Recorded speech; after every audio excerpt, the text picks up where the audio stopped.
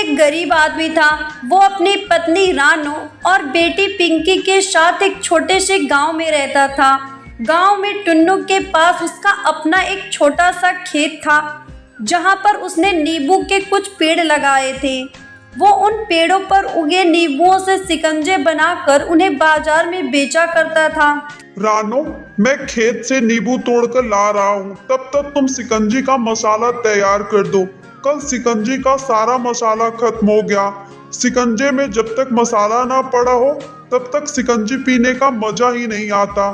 ठीक है जी, जब तक आप खेत से नींबू तोड़कर लाएंगे तब तक मैं शिकंजी का मसाला बना दूंगी। टुन्नू खेत से नींबू तोड़कर लाता है, तब तक रानो शिकंजी का मसाला बनाकर तैयार कर देती है। हर रोज की तरह टुन्नू अपने शिकंजी का ठेला लेकर बाजार की ओर निकल जाता है। बाजार में टुन्नू के शिकंजी का ठेला लगते ही वहाँ पर लोगों की भीड़ इकट्ठा होने लगती है। अरे कहाँ रह गए थे टुन्नू भैया? हम सब कब से आपका इंतजार कर रहे हैं। आज तो बहुत गर्मी है, जल्दी से एक एक गिलास सबको ठंडी शिकंजी बना कर दे दो।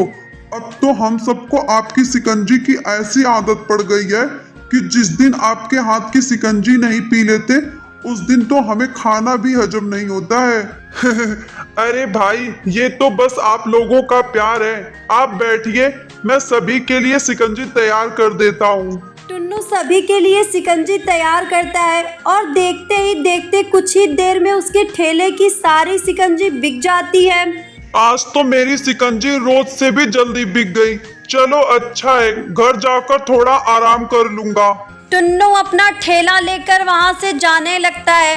तभी कालू कौवे की नजर उस पर पड़ती है और वो तुरंत उसके पास जाता है।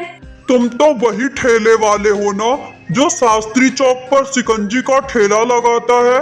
हाँ भैया, मैं वही हूँ, लेकिन आज मेरी शिकंजी थोड़ी जल्दी खत्म हो गई है, इसलिए मेरे पास और शिकंजी नहीं है।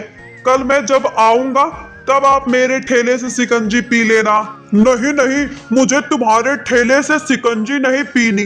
वो तो मैं इसलिए पूछा क्योंकि मैंने अभी थोड़ी देर पहले ही तुम्हें शास्त्री चौक पर ठेला लगाते हुए देखा था और तुमने इतनी जल्दी सारी शिकंजी बेचकर आ भी गए। ये तो बड़ी हैरानी की बात है। बस भगवान की कृपा है साहब जी, लोगों को मेरे हाथ की बनी शिकंजी पसंद आती है और आजकल गर्मी भी बहुत ज्यादा है, इसलिए शिकंजी हाथों हाथ बिक जाती है। अच्छा साहब, अब मैं चलता हूँ। जब कालू कौवा ये सुनता है तो उसके मन में भी शिकंजी का ठेला लगाने का विचार आता है। अब से मैं भी शास्त्री चौक पर शिकंजी की दुकान खोलूंगा।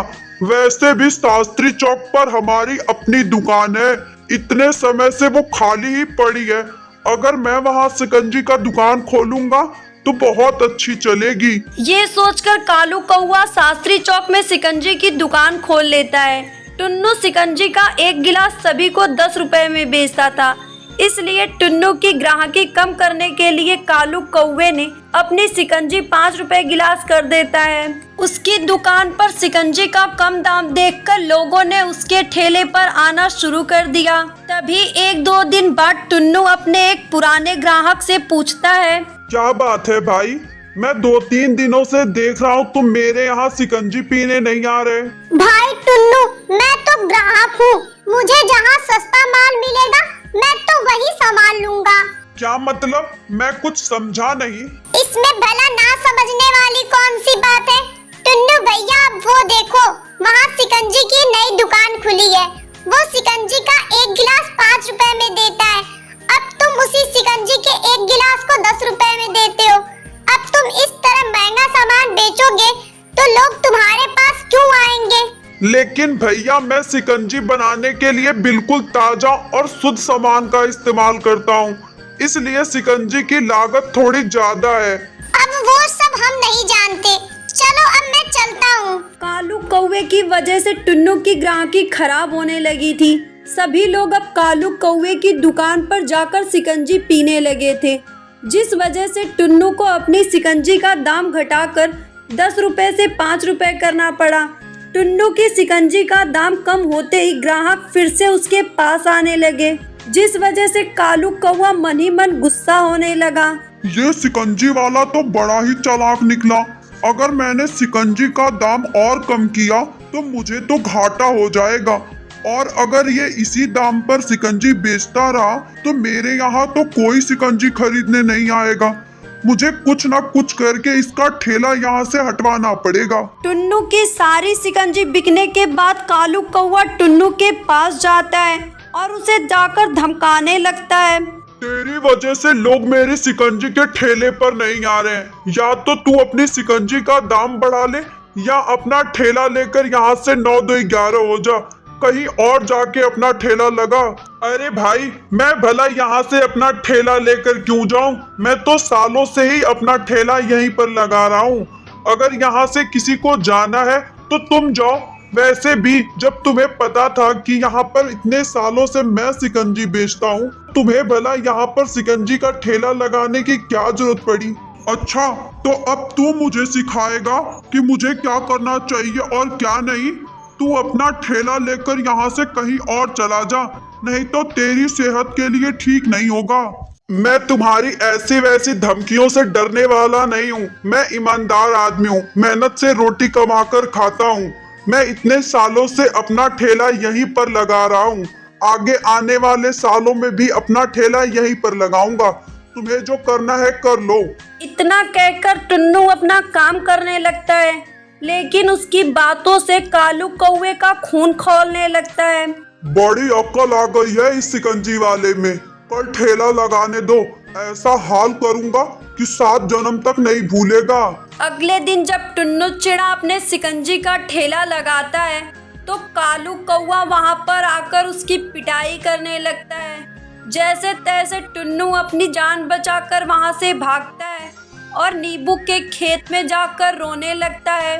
ना जाने इस दुनिया में कैसे घटिया घटिया लोग रहते हैं। मैं तो ईमानदारी से काम करके अपने परिवार का पेट पाल रहा था, लेकिन वो भी लोगों को खटकता है। अगर उस आदमी को काम शुरू करना ही था तो कोई और काम कर सकता था। एक तो जबरदस्ती अपनी शिकंजी की दुकान खोली, ऊपर से मुझसे मारपीट कर वहां से मुझे भगा दिया। क्या इस दुनिया में शरीफ लोगों की कोई जगह नहीं है? मेहनत करके रोटी कमाना भी पाप है क्या? शांत हो जाओ टुन्नू, तुम ये सब क्या बोल रहे हो? अरे, ये आवाज कहाँ से आ रही है? मैं तुम्हारे खेत की नींबू हूँ। जब से तुमने इस खेत में पहला नींबू का पेड़ लगाया था, तब से मैं यहाँ पर हूँ। लेकिन तुम मुझसे बात कैसे कर पा रही हो? मैं तुमसे बात इसलिए कर पा रही हूँ क्योंकि मैं एक जादुई नींबू हूँ। मैं तुम्हें परेशान देखी और तुम्हारी बातें सुनी तो तुमसे बात करने के लिए यहाँ चली आई।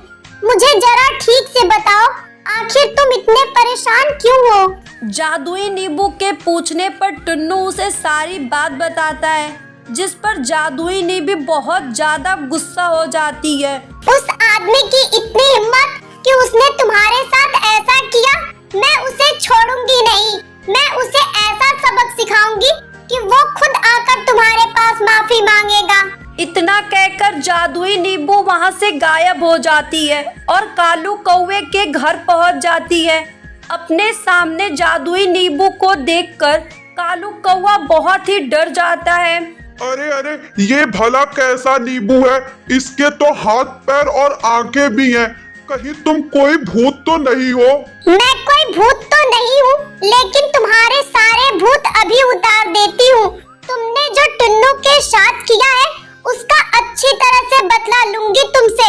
इतना कहकर जादुई नींबू उसकी पिटाई करने लगती है।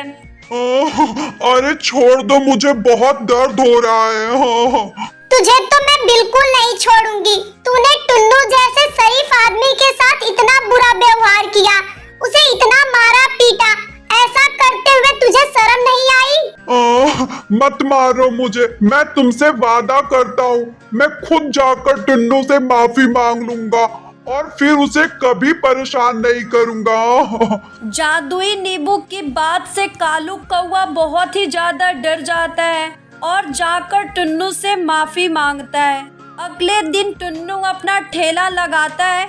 उस दिन के बाद से कालू कौवा उसे कभी दिखाई नहीं देता। उसके बाद टुन्नू जादुई नींबू के पास जाता है और उसकी मदद के लिए उसे शुक्रिया अदा करता है। उस दिन के बाद से जादुई नींबू उसके पास रहने लगती है।